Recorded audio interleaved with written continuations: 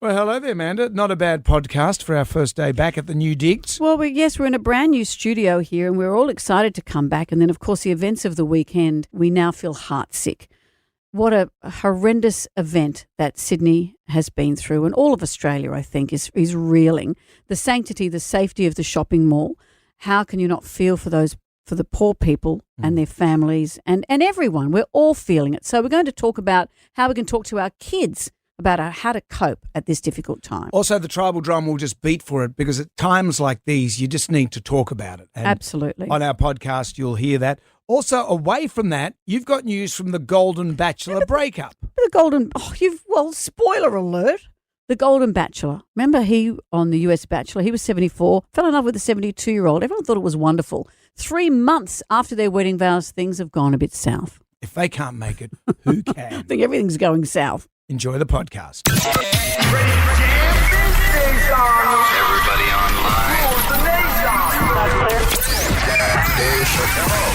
Right now, by the miracle of recording, we had so many requests for them to do it again. Mistress Amanda. Miss Keller. Amanda. Doesn't work alone. Wow, this is fantastic. Her friend is in a back room making the tools of the trade. I've heard them describe him as a drunken idiot. Sorry, I've been drinking beer. The legendary pirate Jonesy and Amanda the actress. Hello, Wiggles. Congratulations, Mandy. We're on the radio right now. What is it, you can't face? Jonesy and Amanda, you're doing a great job. You have no empathy for anyone but yourself, you giant tool. Now's the time to hear good radio. Sorry, a bit of a tongue twist there. But you're an idiot. Jonesy and Amanda are here. It's showtime, a-holes. We're on the air. Top of the morning to you, Amanda. Well, hello. How are you? I'm great. Well, it's been a tough weekend. It certainly has. I think we're in mourning, aren't we? I think we're heartsick is how everyone is feeling after what happened in Bondi Junction over the weekend. We'll be talking about it throughout the morning. I live in that area, and the first thing you do is you check that all your own ducks are in a line, that everyone's okay. And then my group of friends were all texting each other, everyone okay, everyone's kid's okay. Imagine sending out that message and the sonar not coming back. It's been a horrific couple of days. But you know what? We'll be touching on things throughout the morning. We're going to talk to a security expert who has worked with the FBI and their behaviour unit about how we can respond in these things. Because actually it will change, I think, forever how we feel when we walk through a shopping mall. The mall is our safe space. The mall is our town square. Mums and babies, teenagers, everyone goes to the mall. That's how we live now. How do we move on from here? We'll also talk to Joe Lamble, who's a psychologist, about how we guide our kids through this kind of event and what it means for them. But in the midst of that, business as usual, Brendan, and hopefully we all hold hands and have a laugh as well. What do you think of the new digs? We are in a brand new studio. We're looking over the city here, and I'm just thinking, enveloping everyone a big hug in Sydney right now, looking over there, looking everywhere. We're all in this, we're all in this big soup of humanity, and we saw the good as well as the evil over the weekend. A lot of people stepped up yesterday. They did. There's a song by the Mighty Mighty Boss Tones, and the lyric is, "I'm not a coward, but I've never been tested." And there's a lot of people that were tested, and they passed that test on Saturday afternoon. Absolutely. But we'll get through this. We'll enjoy the new digs. We'll do the other fruits of the pie. It's nice to be back. It's nice to see your smiling face. Look, I know. Nice to be back after holidays. I did not expect that this would be what we'd be dealing with first day back, but your life spins on the head of a pin, Brendan Jones. A good friend of mine told me that. That's right. The Magnificent Seven. We can't do anything until we do the Magnificent Seven. Do you want question one? Sure I do. Please join us in the Mag 7. Great prizes. Here's the question, though. What does the expression going to the pictures mean? Jam Nation. Nice to be back. It's nice to be back in the building with new surrounds. It's good. New surrounds. I was worried when I got here this morning I couldn't get into the building. What happened? Well, my pass didn't work. That's how you find out. In the modern world, that's how you find out you got the flick. Well, in the week, last week I dropped in and accidentally I picked up our CEO's pass instead of my pass. And why wouldn't they let him in? Well, he's got certain work hours that he gets in here at, so he's not allowed to come in when I come in here early in the morning. Well, I made a mistake of going to the wrong bank of lifts. That we're on the 16th floor. Yep. And I thought, am I going insane? This lift only goes to the 6th floor. Have I imagined this whole thing? So now you're an executive of Coca-Cola. And I'm happy for it. I'm more than happy for it. You might end up on the Kyle and Jackie O show because now we've been separated from them. They're on a different level now. They're on a different level. I know, but this is exciting. I miss the, it was like that Warner Brothers cartoon, morning Ralph, morning Frank. We don't see those little kids anymore. Well, I, for one, am Are they still going? happily getting on with life. This is brilliant. I've never worked in a big, we've got our own concierge in this building. Yeah, Vlad. He's the building concierge, but our radio network has its own concierge, Gordy. It's all set up for sales, obviously, because it's all how you can go up and down and make coffees and blah, blah, blah. But while we're on air, none of that's possible, and the zip tap's not working up here for my instant coffee. See that building down there, that grey, white-looking building? Are you not allowed to go near there? That's the old 2SM building. Wow. I went on a school excursion in 1978 to that very building, and I remember going into the studio and seeing the Mighty Whitey, remember David White? Yes. On a chair on little train tracks that went into the record library and then to the desk. And he was looking out over the Harbour Bridge. The 2SM were the hero days. That you could put a whole family on. Yeah. They were the hero days of 2SM. And did you say, I want that chair on that track? I want that job. So now I'm looking over the building. And you've got the sideburns. I could never grow a good sideburn. Unlike yourself. I know, I've been very lucky. It matches my handlebar moustache. We have the Magnificent 7 for you. 7 questions. Can you go all the way and answer all 7 questions correctly? If you do that, Amanda will say... I will say, I hope everyone's doing okay. And we're joined by Leah of Kirrawee. Hi, Leah. Hey, how you going, guys? Very well, thank you. Here's question number 1 for you. What does the expression going to the pictures mean? The movies. Going to the movies. Bit of a Johnny Dumbo question, that, isn't it, really? Well, that's question 1. Leah's intelligence there. Which vitamin is found in oranges and lemons? Vitamin C. This, Leah, brings you to question number 3, the delightful, not-so-secret sound. Duh. All right, Leah, here we go. What is this sound? Let's hear it again.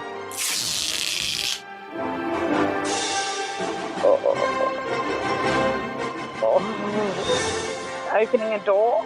No. It's not opening a door. Not opening a door. Let's hear it one more time. Yeah.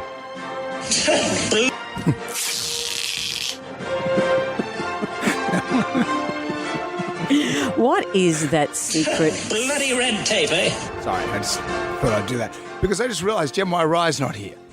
What do you mean you've just realised? I've seen the panic on your face all morning. You've known that a long time New ago. equipment, Jem Rye's gone. Where Jem Rye's gone?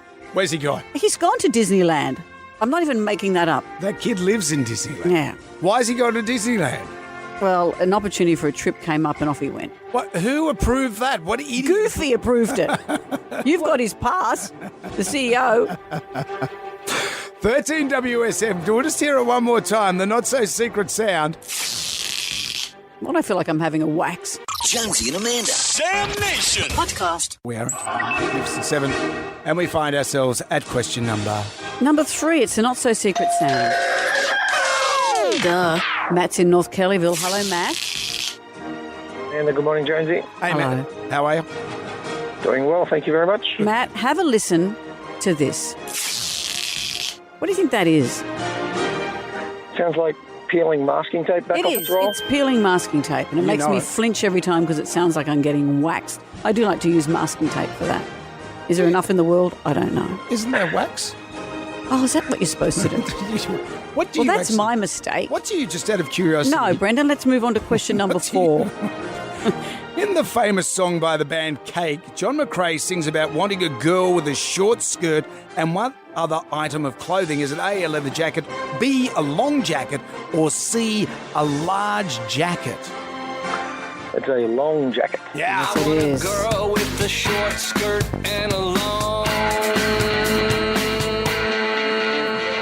Yeah, jacket. Good. We don't have time to play the word jacket there. We have got no time. We're on commercial radio. Question number 5 for you, Matt. Which musical instrument is played by Lisa in The Simpsons? Well, Homer calls it the saxophone, but it's a saxophone. Yes, it is. Very good. In sailing, knots is a measurement regarding a ship's what?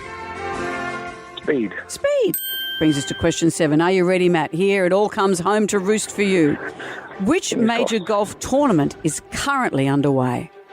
Oh, good. US Masters. You've it is. done it, Matt. Congratulations to you, Matthew. You have won the jam pack. It's all coming away. A double pass to Sydney's Banksy exhibit. Oh, that looks amazing. I would like to go and see that. 160 artworks, original prints, installations and more. Do you think Banksy will be there? Who would know? Around? Who would know? He's Mr. Anonymous. He'll be up the back in a hoodie saying, gee, he's very good, isn't he? Whoever he might be, that guy. Some guy with a spray can and a wall. You've also got a double pass to the 2024 New South Wales Caravan Camping Holiday Super Show. It starts tomorrow and ends this Sunday at Rosehill Gardens Racecourse. Get your tickets at supershow.com.au. And Jonesy Amanda characters for you to colour in and some Staedtler pencils so you can colour in confidence. Is there anything you'd like to add there, my man? Well, thank you very much. I've just been on holidays, family holidays for 4 weeks, and my first day back at work. So, yeah, that's a very nice start to it. Thank you very much. Well done, Matt. Well Thank done, you very Matt. much. Well done. Jonesy and Amanda. Jam Nation Podcast. It's gonna blow your mind. Amazing. I think you like it. I believe this is going to be our finest hour. Okay, smarty pants. Show me what you got. Thumbing through the Jalmanac, our big book of... Musical facts. Did you look after it while we're on holidays? I was checking it out. Let me pick one. Good to see that it made the move. Here we go. On this day in 1980, Billy Joel released his hit, It's Still Rock and Roll to Me. Did you know that that was his first #1 single? I would have thought Piano Man would have gone to #1. No, why would I think that? That's an album track. It was all... But this song, It's Still Rock and Roll to Me, was also a jab at the music industry for trying to paint rock and roll bands like the Police and the Cars as new wave.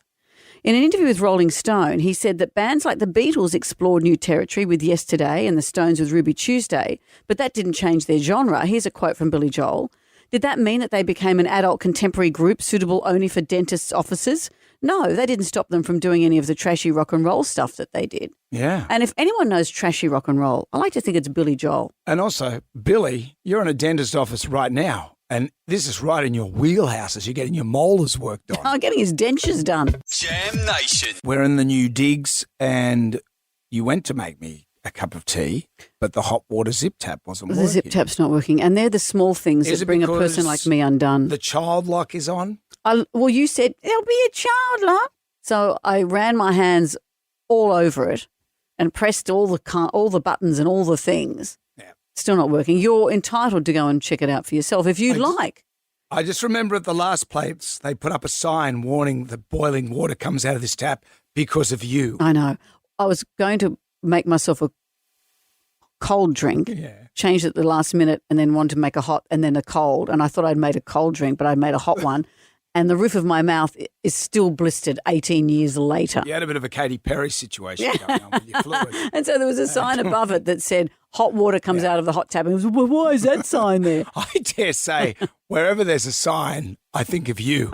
Wet paint, live wires in here. Did you do anything over your holidays? What did you do? I went to the South Coast and I went up to Brisbane to see my dad, who's 90. He's doing really well, but I don't want to wait too long between visits. Of course. Did he ask about me? He said, who's that fool you work with and how is he? He loves me.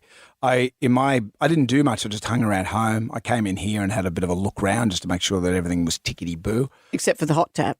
We had well, I just would have presumed that you would have worked out the hot tap. Well, when we go to the next song, you go and make me a cup of tea. I know, but we have a new system now. We've gone from our old system.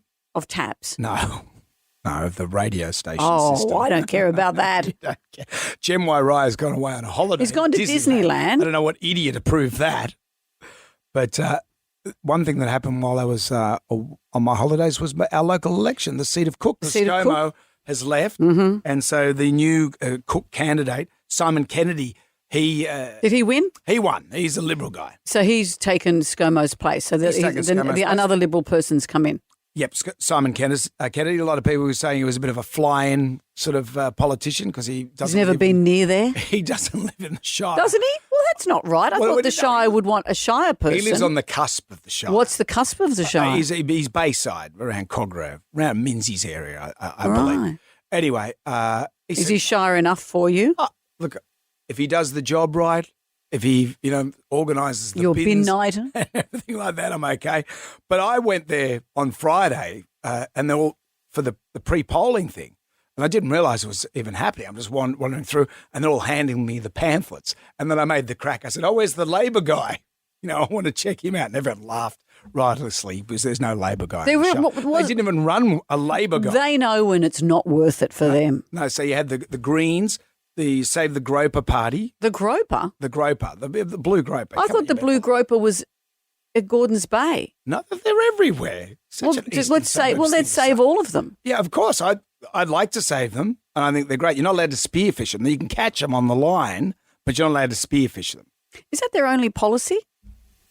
No, I'm pretty sure they save other animals as well. No, but to save the groper, if you vote for them, do they do the same sort of municipal work that every other party would? Well, I'd imagine so, yeah. They'd have to check your bins out, wouldn't they? Surely. So how many gropers are in there? I don't know if they're called the Save the Groper people. Oh, then there's the Libertarian Party. What do they do? They're just against woke, everything that's woke. And they didn't win in the Shire? Oh, come on. Come on.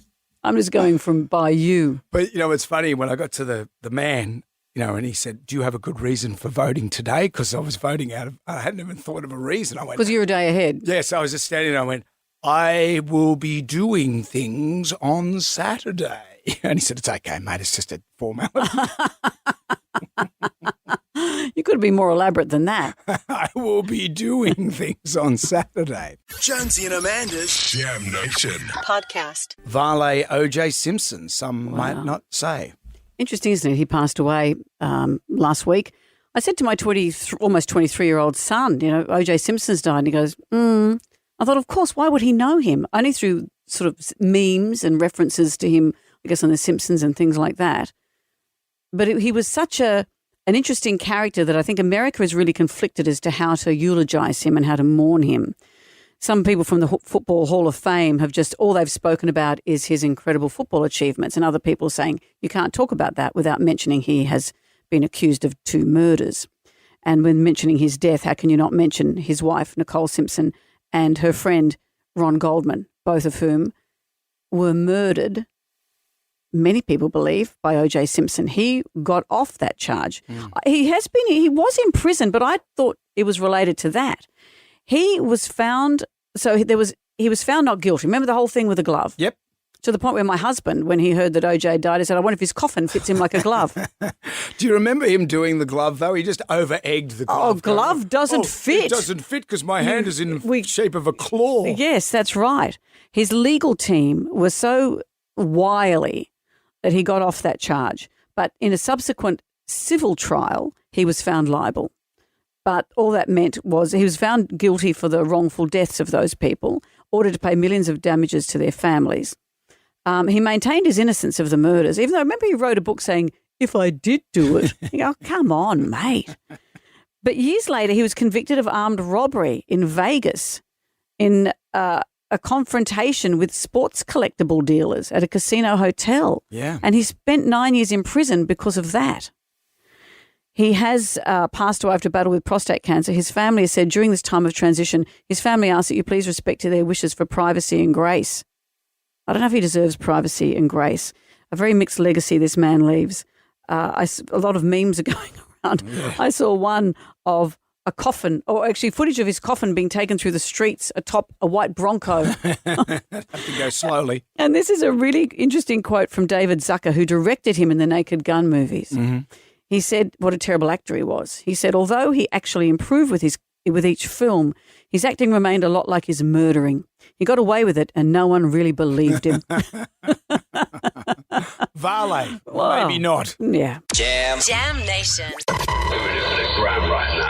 Who wants some free money? Instant. Coin, cash. Moolah. I like the sound of that. Jonesy and Amanda's Instagram. Boom. 10 questions, 60 seconds on the clock. You can pass if you don't know an answer. We'll come back to that question if time permits. You get all the questions right, $1,000. And you can leave with $1,000. We're okay with that, obviously.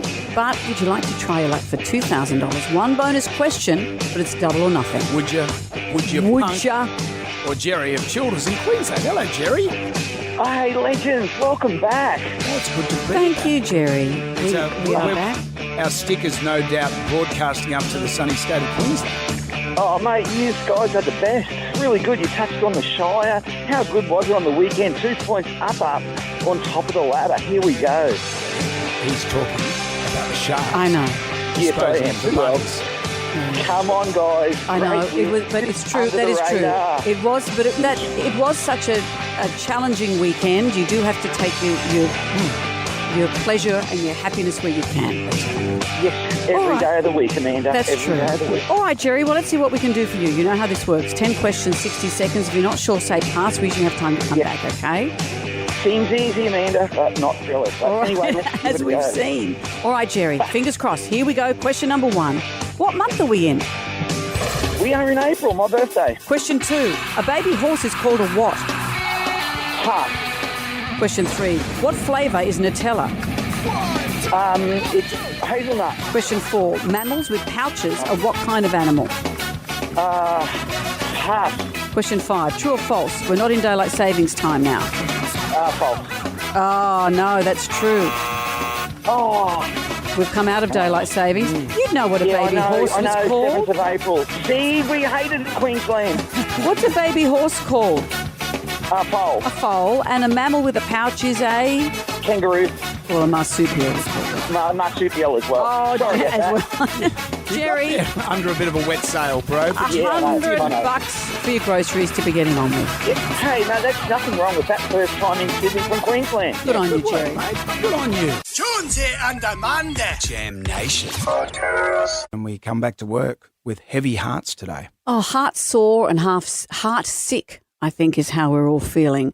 What's that quote you like to quote from that Big Fish song? Mighty Bus Tones. Yeah. The impression that I get, I'm not a coward, but I've never been tested. Yeah. So many people were tested on the weekend, and this is what happens in moments like this. We see the worst and the best of humanity together. As well as thanking all the first responders, I thought Anthony Albanese said it beautifully when he said Staff for whom this should have been a normal shift, shoppers peacefully going about their lives, and yet for these Australians, their first instinct in the face of danger was to help someone else. That is what we hold on to tonight as Australians. That's confirmation of who we are. Brave, strong, together.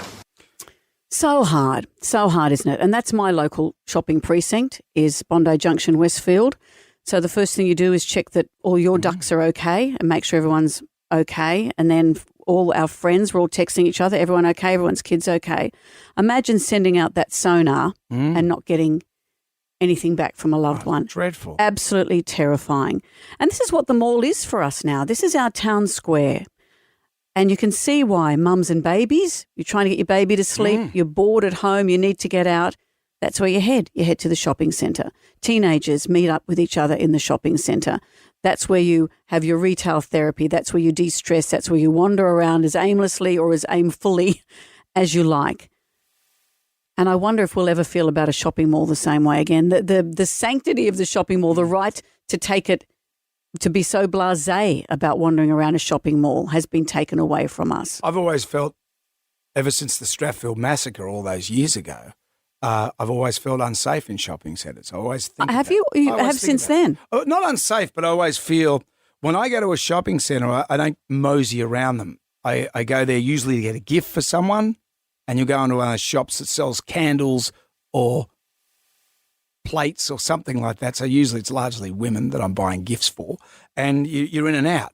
Like I walk through there, but I'm always very mindful of what's going on. During my holidays though, there was a point where I had to wait for my mum while she went to the dentist. So I just wandered aimlessly around Miranda Fair, and I'm just wandering around, got a coffee.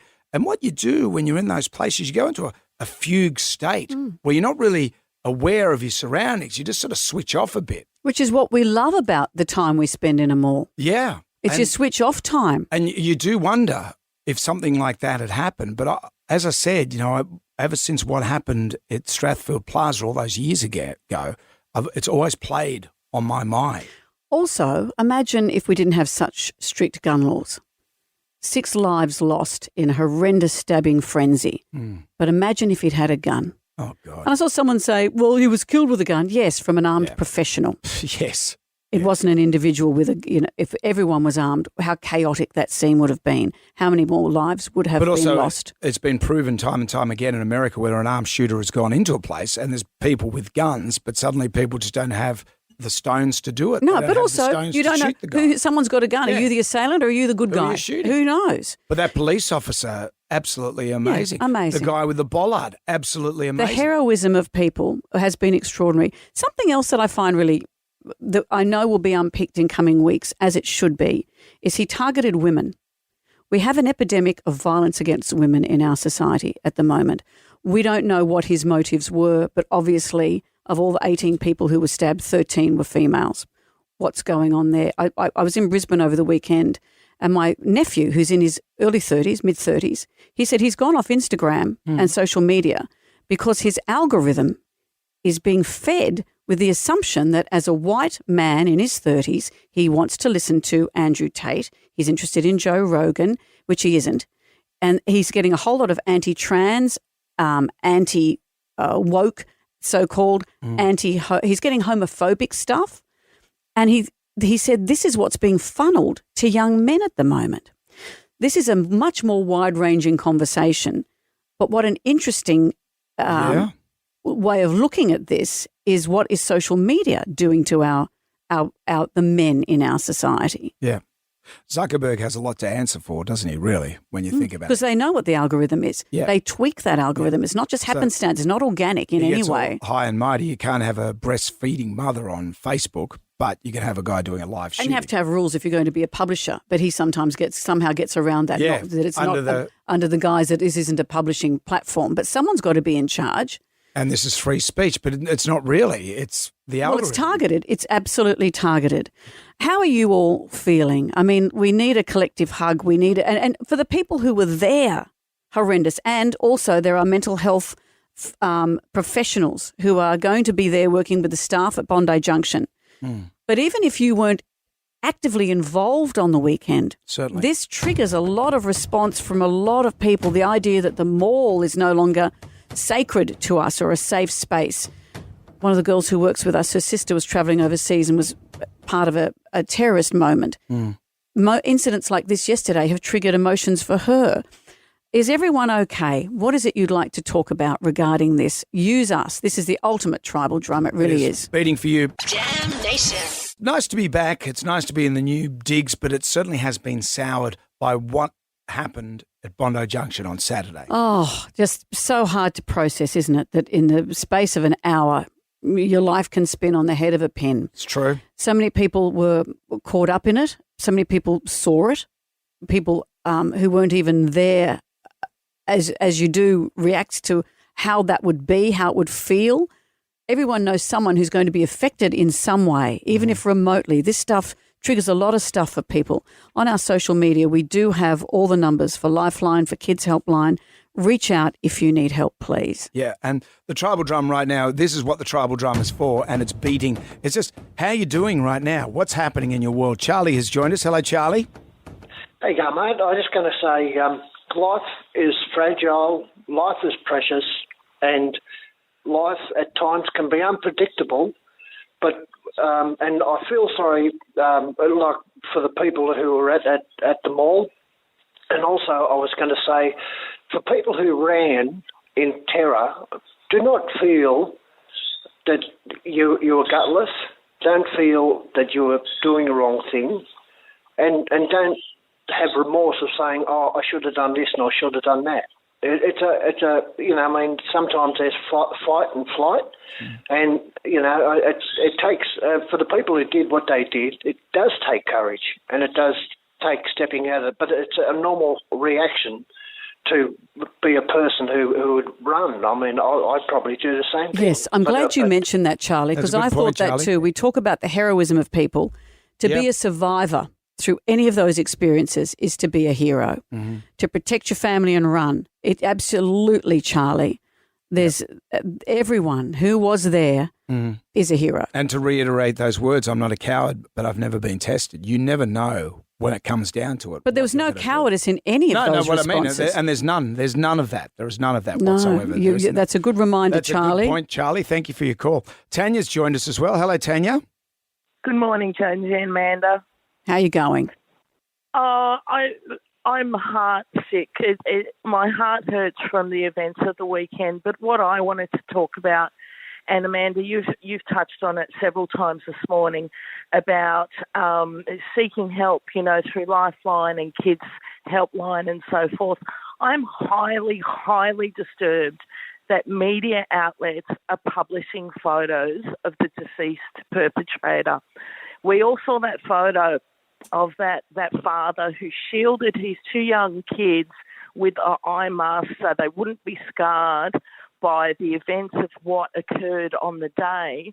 And our media outlets are publishing photos of the deceased perpetrator. It is disgusting. It's very hard. When did that become okay? Yeah, you make a very good point. Of the Telegraph. That's yesterday. right. You make a very good point. And also through social media, the family of Ashley Good have had to say, we have released a photograph you can use. Please don't just mine her social media and use all these photographs of her.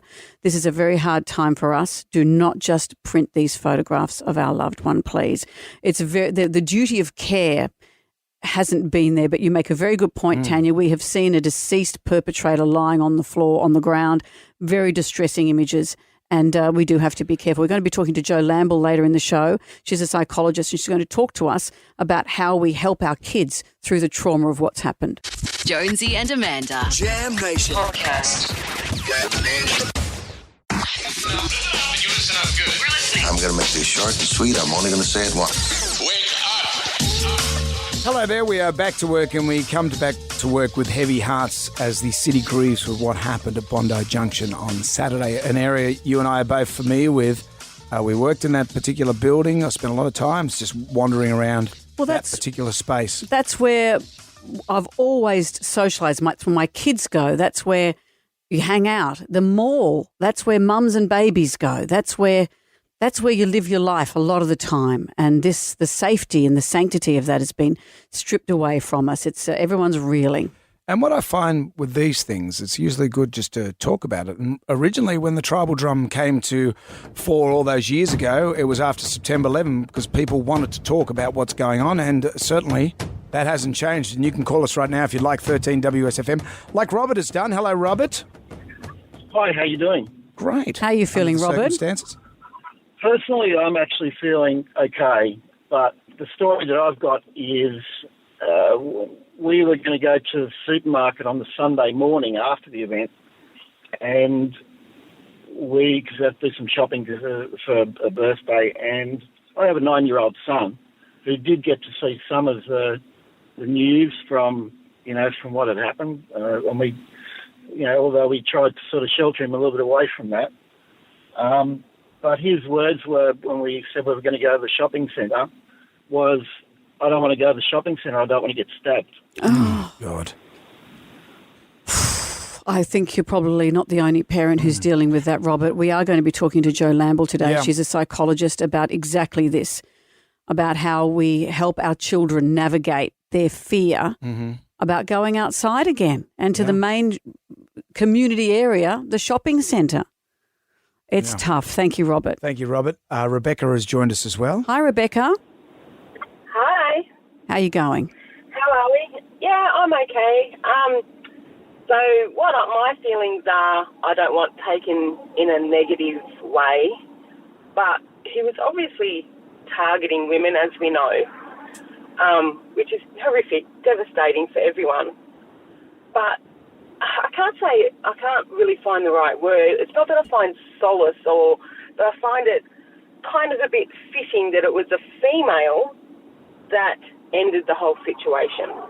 Yeah. When he was targeting females, and for me as a female, I found it kind of,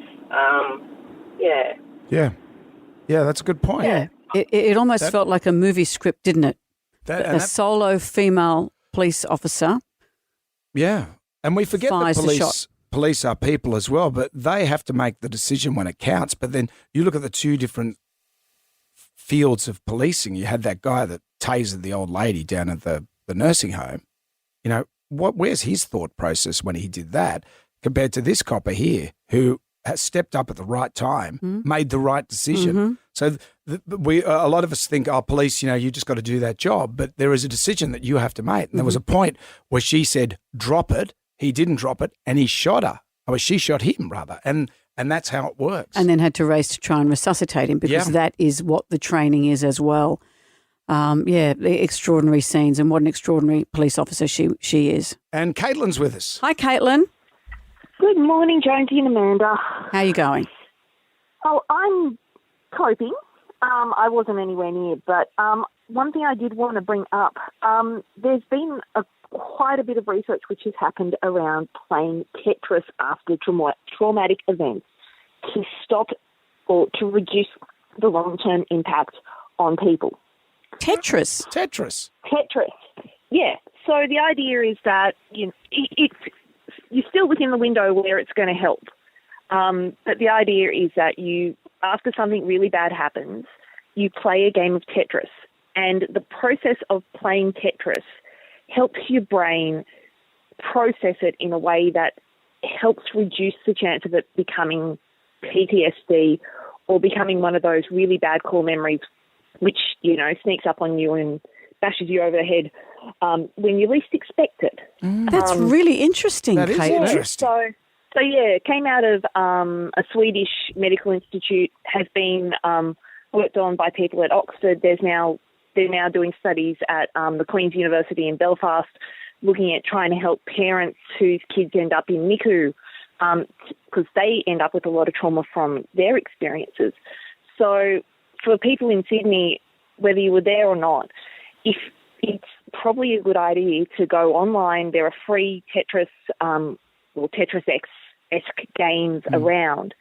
Play a couple of rounds just to help your brain figure out the craziness that we've been through, because, you know, this is a entire population trauma, and whilst it's no substitute for, if you're really feeling it, going to see a psychologist or talking to Lifeline or Beyond Blue, it's a small step which costs you nothing apart from time, which can actually help your brain end up in a better place than it would be otherwise. Caitlin, that is so interesting. Yeah. Thank you, Caitlin. Thank you. And as Caitlin says, if you do need help with Lifeline, Kids Helpline, Beyond Blue, all those numbers are on our social media. Is that why you play Wordle all the time? Well, I wonder if it's interesting, though, she said that Tetris in particular, there's something about how you process that that helps your brain. Jonesy and Amanda. Jam Nation podcast.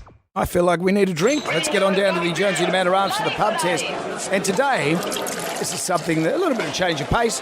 Backing into car spots, does it pass the pub test? I saw this being debated on X or Twitter. Interesting. If you're driving a car, Brendan, and you're in a shopping centre, do you go in forwards or back? Which way do you want me to go in? I can do anything. Well, I'm like stunned at this. The Fast and the Furious when I park. You just spin around and it just happens to land in there. I usually drive straight in. I nose in. That's harder, I think, than backing in. In a shopping centre, if you're backing in, then you're hogging up everyone that's going past. But usually, you can't always go in forward in one smooth movement either. This is interesting, though. The chat online was around people who are frustrated on both sides. People are annoyed about people driving so close behind them when they're trying to reverse into a spot. And other people are annoyed that, hang on, why are you being so entitled that you're holding us all up to reverse into a spot? I would prefer to reverse in because it means going out is easier. So you're going to hold up traffic one way. Why don't you, why are people all complaining? One way or the other, you've got to go nose in or come out. Yeah. Am I speaking English? I one can't way even or another, tell. You're going to get there.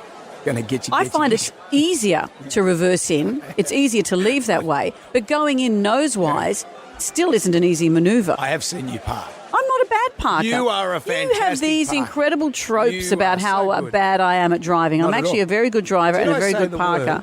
Did you hear me say the words that you are a terrible driver? You infer that with your irony. There's no irony about it. What do you do? We're going to call it this. Backing into car spots, does it pass the pub test? Jam Nation. Well, we're all debriefing about the events of the weekend at Bondi Junction. how we respond in these situations, how should we respond, what can we learn from what has happened. Scott Taylor is a security expert. He's trained alongside the world's leading security experts, including the former head of the FBI Behaviour Unit. Scott, hello. Just lean into your microphone there a bit better. There we are. We're in a new studio this morning. And a beautiful studio it is. Are you on? There you go, he's on. There we are. Scott, you were in Bondi Junction yesterday and you spoke with people who'd been part of what went down. How are they all going? Yeah, I mean, when you were there on site, you were seeing people coming in. It was the first time they had to physically reconcile with what had occurred. So you saw that they would come in and it would physically hit them. They would stop and they'd see the crime tape around the areas that they'd normally go on a weekend. So, I mean, people are hurting. We took a call from someone earlier who I thought made a really interesting point.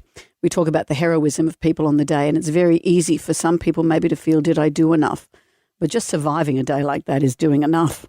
Oh, 100%. I mean, the thing is, I know we'll talk about the heroism of the people that responded, but for their parents to be able to, under that level of stress and duress, to make some smart decisions and to be calm and to evacuate the families the way they did is straight courage.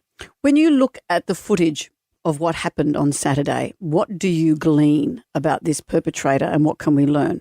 Well, compared to, I suppose, what would be said as a traditional or like active armed offender, normally they are trying to just get to as many people as possible and trying to get as many victims as possible, but he had some element of target selection. You'd see there were some people he would choose not to engage with. And I suppose drilling down a bit further than that, you saw when some of the males would turn around and even just turn to face him, not be aggressive, just put their hands up. He wouldn't even make eye contact. So that's showing some level of awareness and target selection there. So that's why it reiterates the point about him trying to either target females or to people that just he thought would not be more of a threat to him. And we're presuming mental illness and schizophrenia has been bandied about a bit, but there's a lot of schizophrenic people that walk among us. And that don't stab people. Yeah. And the other thing, even the presence of mind with things like, you see some of the footage when he's on the escalator, he's got his hand on the handrail. He's making some elements of conscious decisions there. He's had some mental presence about the things that he's done. And I think that's some of the other thing that's been a bit more jolting for people about that he appeared calm in some of the footage that we've seen. Because you'd expect someone in the midst of a frenzy to not look like a normal, calm human. Yeah, that's correct. And the thing is, the whole process, that occurs, and with the response processes that we talk about as well, we say in these type of circumstances that you want to try and we go through escape, hide, tell, and the whole process about that is slowing down people's access to get to more people, and because that is traditionally what will happen. And yeah, like I said, it was just different behaviour than what you would expect from that type of frenzied or crazed attack. If you do come across a similar situation, because a lot of people are thinking, how do I ever go back to a shopping mall? Is there something we can be thinking of to be useful? Yeah, I mean, those three words, escape, hide, tell, and in that order. And from the escape point of view, I suppose what we would say is escape, whether it's for a firearm or with an edged weapon. So escaping, staying down low and escaping, but don't just think the traditional exits because, for example, if this wasn't an edged weapon, if this was a firearm, then you're going to be thinking any exit you can, whether it's staff exits, loading docks, staying down low and moving from cover to cover, which is important. Cover so you're not being seen, but also, depending on if it was a firearm attack, hard cover to protect you as well. So I know it's not the sort of thing that we would like to think about, but the other thing I think that's important is about being aware, situational and environmental awareness. I mean, sadly, we're just not generally aware of what occurs around us. That's why they've got text while walking lanes in various countries, because people are watching their phones and not what's around them. And have you found, like I have, just people just are not engaged with their walking around? I saw a kid the other day just on his phone, just walking across the street, and I'm thinking, you're not aware of anything. But at the mall, that's the pleasure of being at the mall, is you can leave your brain in a jar. That's what's disappeared from this. But I don't think you can be like that. Can we not live like that, Scott? Yeah, I mean, I suppose the way that I would like things to be is that we don't have to live like that. But the fact that I think there's a key element of awareness here, and so I recommend things like walk around with one headphone, not two. So you're actually aware and of what's going on around you. Look up from your devices. As much for the good relationship and dynamic, if you're looking up, you're more aware, you're seeing things going on, you're having better communications, but you're also picking up if there's some negative things occurring around you. Because you saw some times there that I think the footage that's being shown regularly about when the offender is going through the area and approaches a couple of people, it's the kids that you see turn and see first just at the end of that frame before even the parents are more aware. Wow. So after this horrendous event, what do we come away with? I mean, firstly, I think what we need to come away is the focus that under pressure, some people, that the bravery of people, and not just the first responders, the everyday person there. And probably something that's really stuck with me and with everybody is the photo of the father leaving with the two kids, and he's covered their eyes and ears. That's showing mental presence, not just about let me get you out of here, but let me try and protect you from every sensory element of what's occurred. I think the other thing I think to take out of this is that, unfortunately, regardless of, I know there's going to be some talk about the mental illness, is that there's also some people whose moral compass isn't aligned with ours, and that's hard to reconcile. And so as a result of that, we just need to be present and aware. And it's also a time that we just need to be really supportive of each other. And I know you're speaking to somebody later on today about that.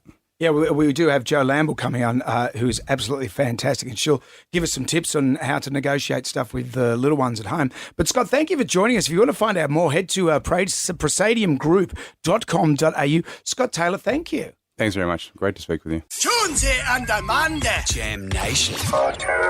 Hello, it's Jonesy and Amanda here. It's nice to be back in the new digs here in North Sydney. Very nice, isn't it? Do you remember? You've moved on already. What do you mean? Well, it's very nice, isn't it? Then now you've just moved on. Well, do you want me to look down? Why don't you look at the back of my head while I look out the window? Well, and now I'm swinging back because I've got things to talk about, Brendan. All that's been going on since we've come into this new building, I've got to familiarise myself with all this equipment that Jim Rye usually uses. He's having a holiday in Disneyland. The kid's life is Disneyland. So someone authorised that he goes to Disneyland when we've moved to a new building. Goofy arranged it. Was that you? No. Did you sign the forms? Well, look, one of the things I do want to talk about is The Golden Bachelor. Do you remember this? This is the latest incarnation of The Bachelor in the States. And they turned the genre on its head a bit because love isn't just for the young, as we know. We had Jerry Turner, 72, looking for love. He said he hadn't actually dated a woman since his wife died 45 years ago. Ooh. And he was a very handsome, well-put-together older gent. He's 72? Yeah. Wife died 45 years ago. That's quite the dry spell. Well, he did. Well, interestingly, after the show ended, a woman came forward saying that she'd gone out with him for 2 years and their relationship had started a month after his wife died. So it's not quite the narrative that he was hoping would be told about him. Well, he found love on The Golden Bachelor. He found love with Teresa Gist. Is it Gist? G-I-S-T. I get the gist. No, Nist. It's Nist. Nist. Teresa Nist is Nisted her name. by that much. And so he knew straight away that she was going to be the one. She's 70 years old. He's 72. Mm-hmm. She was another glamour pot. Looking very attractive couple these two were. But everyone loved the idea of what this did to the Bachelor franchise. It showed that older people are still looking for love and can find love together. So they actually got married. Not just did they find love, but Jerry and Teresa got married. Ooh. I promise to be your calm in a storm, to comfort you when you're sad, to laugh with you when you're happy, and to stick with you throughout it all. We have a trust that cannot be broken. You may kiss your bride. Yeah. Keep your teeth in. So he says, we're going to stick together through thick and thin. Sadly, 3 months later, they've announced their divorce. Not only that they're breaking up, they've announced a divorce. So they went on television. They said that, well, things hadn't worked out. For one thing, they're not living in the same city. We looked at homes in South Carolina. We considered New Jersey. Then we just looked at home after home, but never got to the point of making that decision because apparently he lives in Indiana and she lives in New Jersey. Oh. So they never quite got around to living together. They've only been together. Well, they've only been together 3 months. They could have made those decisions before they decided to get married. So, they have, it's a shock to people because if they can't make it, who can? 3 months from wedding to announcing a divorce. They went on TV to announce the divorce, and it seems like they still have feelings for each other. I can't help but notice you're still holding hands. Yes. Did you fall out of love? No. No. I still love this person. Yeah, I still love There's no him. doubt in my mind. I still am in love with her. I root for her every day. Right, okay. Good on you, mate. Well, then why don't you stay together? How's that dry spell going? At that age, you don't want a wet spell. Jonesy and Amanda. Jam Nation. Podcast. We've been talking this morning about how the mall is meant to be a safe space. You meet up with your friends, get your baby and yourself out of the house. Maybe it's a weekly visit, do some shopping and just to veg out. It is our town square, but after the tragic events that occurred at Bondi Junction and the media coverage on our screens and our social media, how do we navigate this so-called safe space now for our children? Clinical psychologist Joe Lamble is going to give us some guidance. Good morning, Joe. Morning, guys. So sad. It is so sad. A lot of people have been talking about the man who escorted his children from the mall with blindfolds over their eyes. Ironically, that footage has now been seen by everybody. But what foresight to try and protect his children from all the images that other kids are now being subjected to. Yes, exactly. And that man, it sounds like, was in a shop and being protected by staff who were just amazing, weren't they, right across the centre. And then, yes, had the foresight to try and shield their eyes as they were all escorted out. Yeah, just incredible what parents will do. So what do we do for the children who, obviously the children who were there, that's a very traumatic and different story. But what about for everyone else's kids who are watching this play out on television and on their social media screens? Yeah, that's the key, isn't it? It's so different these days because they are seeing so much more than we would have when we were that age. I think one of the frightening things I heard was there were teens who were hearing about this and seeing images before it had got to the media because kids who were there were busy posting things. And so kids at homes all over Australia were seeing what was playing out. So it's really important that all parents check in with their kids. What have you seen? What have you heard? And it may be much more than you realise. And they may not be telling you because they may fear that they're going to get in trouble or that you're going to say, that's it, get off your phones. But we need to know what they have seen, and reassure them they're not in trouble just so we can support them. And how do we support them? Well, the main thing is, all parents know their kids, so some kids really want to talk about it and they will talk and we will listen and listen and listen. Other kids, your child is not one to open up, so they're the ones we have to check in on. Don't just wait for them to come to you.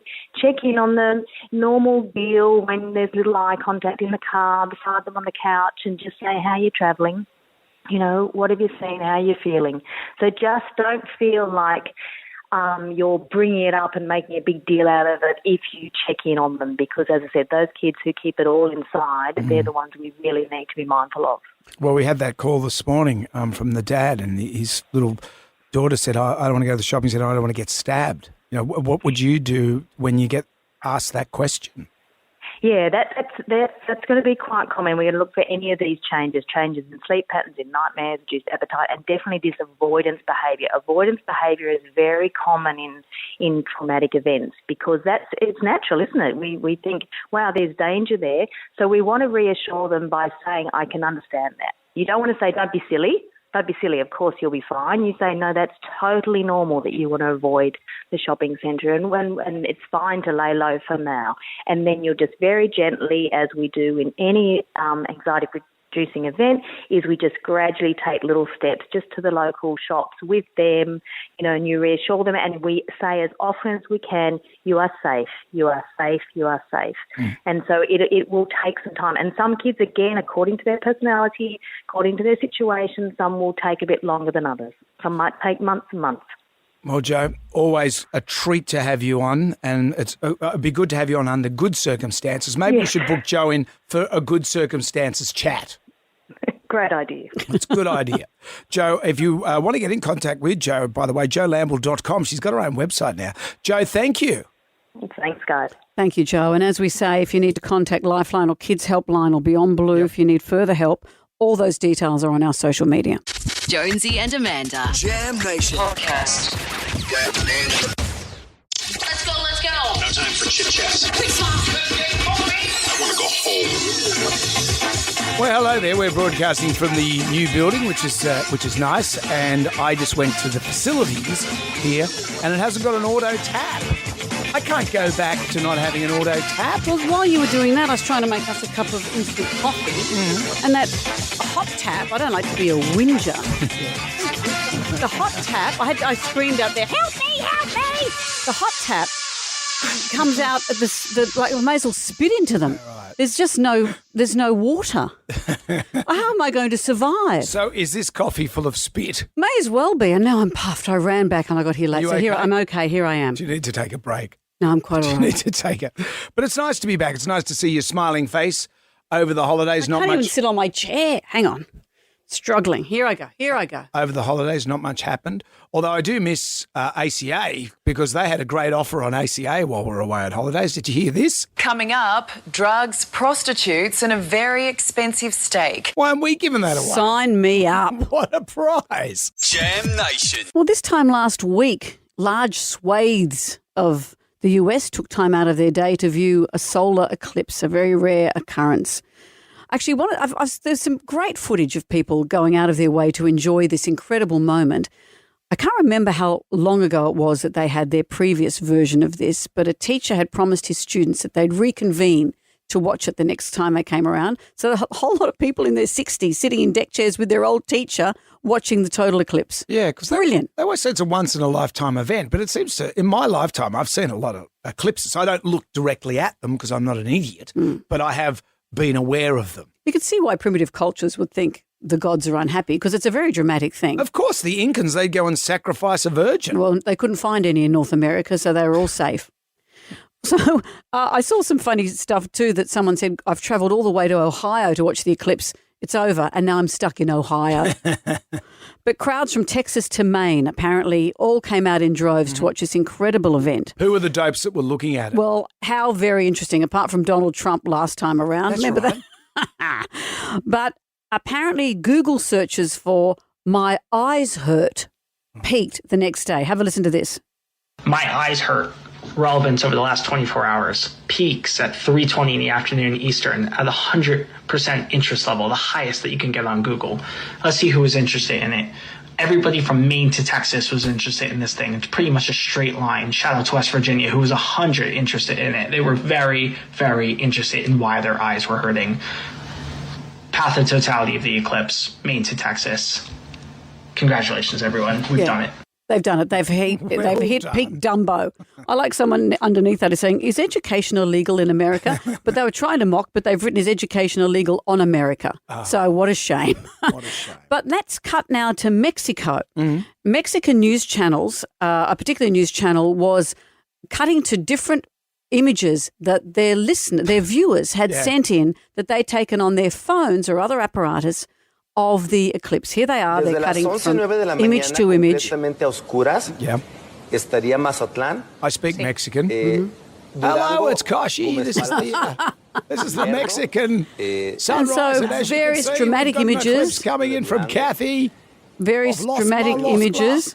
And then we saw an image full screen of this lowering into the screen. That looks like it's a scrotum, a big hairy scrotum. You're not talking about the host. Went to wear this giant nutsack with the light behind it and all the hairs sticking out. It is the host.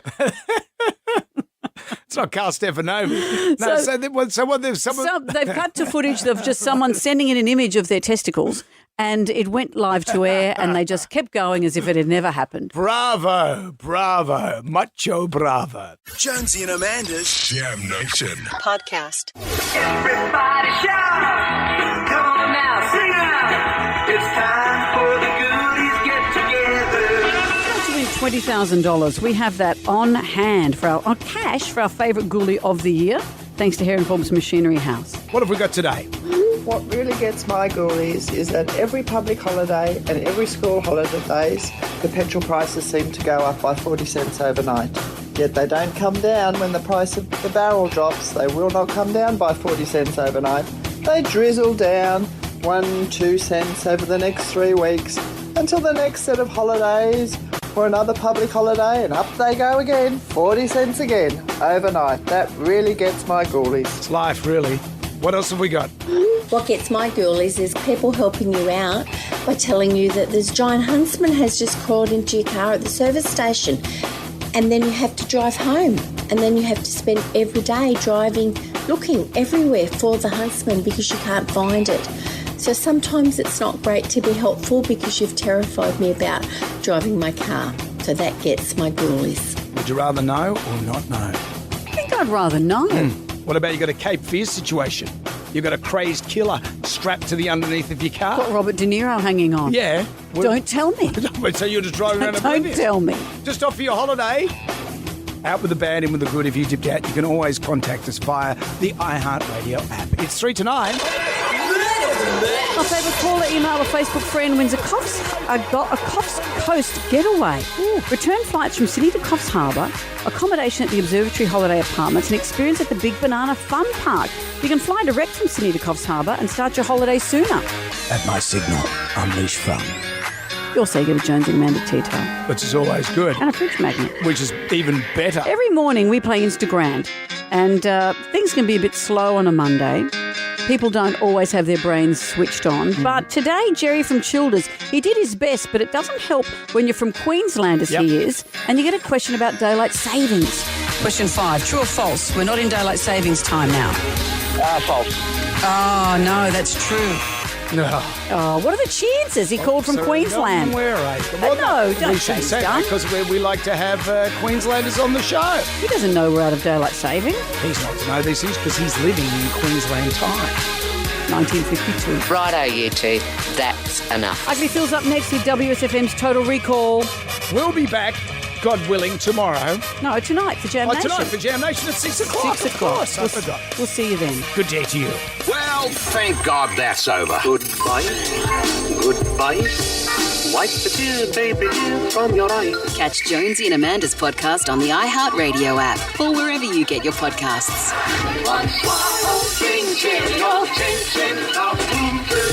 Goodbye. Jonesy and Amanda's Jam Nation podcast. Catch up on what you've missed on the free iHeartRadio app.